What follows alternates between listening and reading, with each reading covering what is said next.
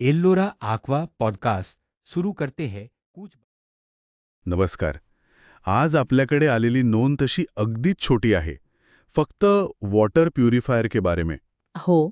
पण विषय इतका महत्वाचा आहे, नाही का? सध्या पिण्याच्या पाण्याच्या शुद्धतेबद्दल खूप बोललं जातंय. अगदी.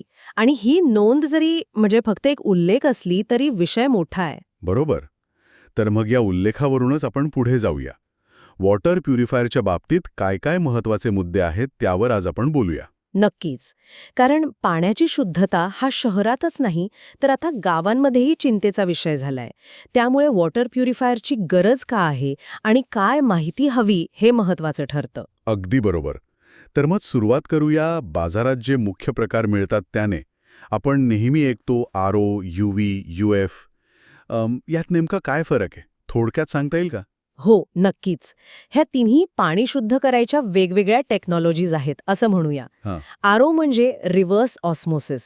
ही पद्धत काय करते तर पाण्यातले जे विरघळलेले क्षार असतात, जड धातू म्हणजे हेवी मेटल्स हां. आणि इतर बारीक अशुद्धी, ते जवळजवळ सगळं काढून टाकते. अच्छा. त्यामुळे जिथे पाण्याचं TDS म्हणजे टोटल डिझॉल्व्ड सॉलिड्स खूप जास्त आहे तिथे आरओ जास्त उपयोगी पडतो. ओके. आणि यूव्ही तो काय करतो? यूव्ही म्हणजे अल्ट्राव्हायोलेट. बरं. यात यूव्ही लाईट वापरतात. बरं. तो लाईट पाण्यामधून पास केला की त्यातील जे जीवाणू आणि विषाणू असतात ना, हां. म्हणजे बॅक्टेरिया आणि व्हायरस, हां. ते नष्ट होतात. अच्छा. पण मग ते विरघळलेले क्षार किंवा माती, चिखल हे नाही काढत? नाही, यूव्ही ते काढू शकत नाही. त्यासाठी मग तिसरा प्रकार येतो UF, अल्ट्राफिल्ट्रेशन. UF हे एका प्रकारे खूप बारीक फिल्टरसारखं काम करतं.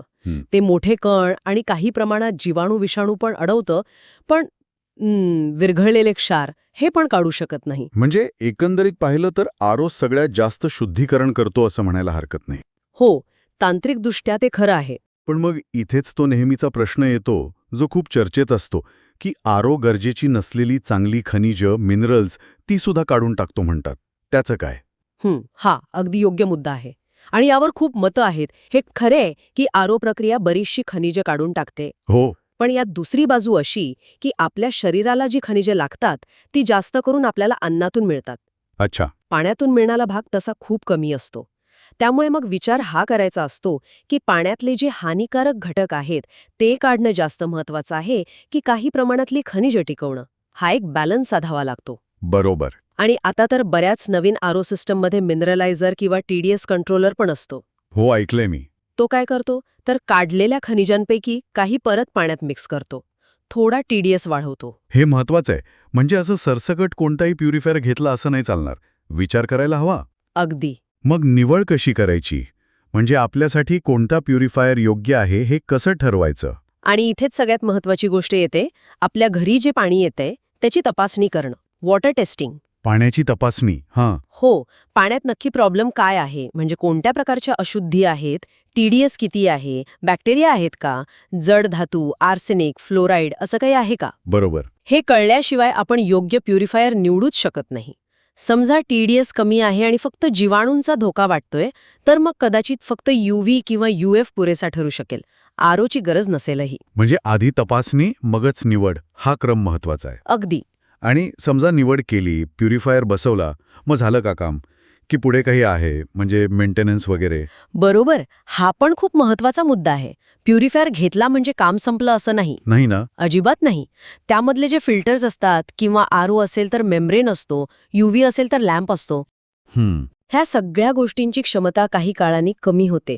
ते फिल्टर बदलावे लागतात, UV लॅम्प बदलायला लागतो. म्हणजे नियमित देखभाल गरजेची आहे. अत्यंत गरजेची. नाहीतर मग तो प्युरिफायर असून नसल्यासारखा होईल. पाणी शुद्ध करण्याऐवजी कदाचित अशुद्धच मिळेल. त्यामुळे रेग्युलर सर्व्हिसिंग खूप आवश्यक आहे. तर आज आपण वॉटर प्युरिफायरच्या या जगात एक म्हणायला गेलं तर छोटीशी पण महत्वाची चर्चा केली. सुरुवात जरी एका अगदी छोट्या नोंदीने झाली हो, तरी आपण प्युरिफायरचे मुख्य प्रकार पाहिले, त्यांच्यातला फरक समजून घेतला, तो खनिजांचा मुद्दा बघितला, निवडीसाठी पाण्याची तपासणी किती गरजेची आहे हे पाहिलं आणि सगळ्यात शेवटी देखभालीचं महत्त्व पण लक्षात घेतलं. हो, अगदी. आणि या चर्चेतून एक गोष्ट मला वाटतं नक्की स्पष्ट झाली असेल की वॉटर प्युरिफायर हा विषय वरवर दिसतो तितका साधा नाहीये. नाही, नक्कीच नाही.